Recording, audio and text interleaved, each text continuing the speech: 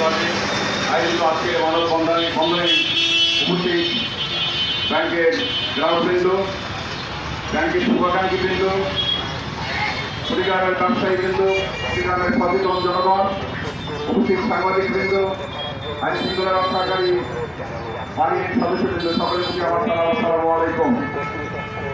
অন্যান্য ধর্মাবলম্বী যারা আছেন তাদের প্রতি আমার আদাব ও শুভেচ্ছা। সম্মানিত উপস্থিতি, আমরা আজকে তৎপরদের মধ্যে দাঁড়িয়ে তৃতীয় দিবস আমরা দাঁড়িয়েছি একটি প্রতিবাদ জানার জন্য। সেটি হচ্ছে আমাদের প্রাণের প্রতিষ্ঠান, আমাদের প্রিয় প্রতিষ্ঠান ইসলামী ব্যাংকে ধ্বংস হতে আমরা দেব না। আমাদের ধারণা ছিল, আমরা এর আগে যে প্রতিবাদ জানিয়েছি তার উদ্দেশ্য ছিল সরকারের কাছে কথা পৌঁছে দেওয়া যে আপনারা ইসলামী ব্যাংক নিয়ে যে পরিকল্পনা করছেন, গ্রাহক হিসাবে, ব্যাংকের শুভাকাঙ্ক্ষী হিসাবে, ব্যবসায়ী হিসেবে আমরা এটাকে কখনোই পছন্দ করি না। এটাই যথেষ্ট ছিল ব্যাংকের ব্যাপারে সঠিক সিদ্ধান্ত নেওয়ার জন্য। কিন্তু আমরা লক্ষ্য করলাম, আপনারা ওই আগের ফেসিস্ট সরকারের আমলে যেমন মানুষ রাস্তায় নামতো, জীবন দিত, তাদের অধিকারের কথা বলতো, কিন্তু সরকার কোনো পাত্তা দিত না। তারা তাদের মতো করেই দেশ পরিচালনা করতো। আমার মনে হচ্ছে ওই আগের অবস্থায় আপনারাও ফিরে যেতে যাচ্ছেন। সম্মানিত হয় না, এটি একটা আর্থিক প্রতিষ্ঠান আমাদের পিছনে দাঁড়িয়ে আছে।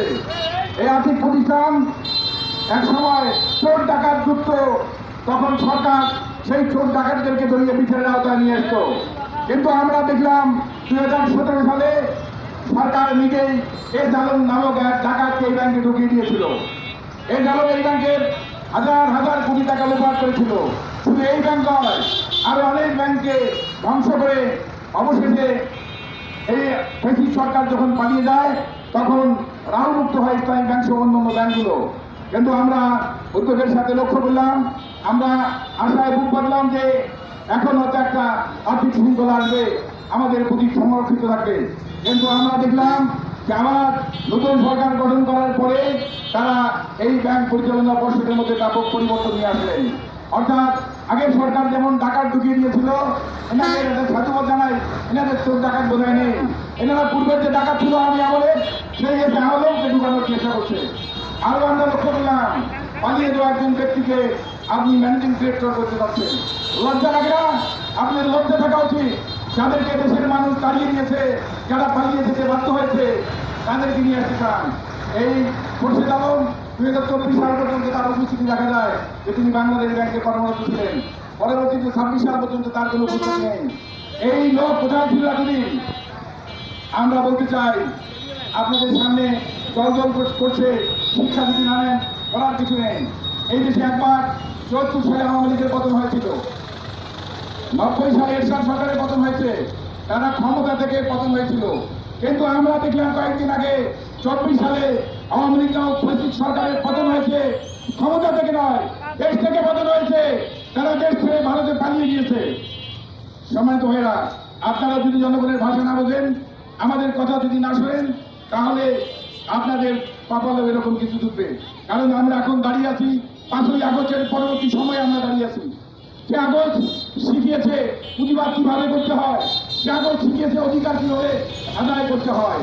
আমরা দেখেছি এই অধিকার আদায় করতে গিয়ে আমরা দেখেছি আমাদের রংপুরের আবু সাহেব দুটিকে প্রসারিত হাত প্রসারিত করে দেখিয়ে দিয়েছে অধিকার প্রতিবাদী ভাবে জানাতে হয়। আমরা দেখেছি আমি তার সন্তানকে কাজে তুলে বলে দিয়েছে ন্যায়ের জন্য লড়াই করব। আমি যদি শাহাদত বরণ করি আমার এই সন্তান লড়াই করবে, যদি আমার সন্তান শাহাদত বরণ করে তার সন্তান লড়াই করবে। লড়াইয়ের যে রাস্তা আমাদেরকে দেখিয়ে দিয়েছে এই জুলাই যোদ্ধারা, সেই যোদ্ধা ধরে সামনের দিকে আমরা এই অধিকার আদায় করবো।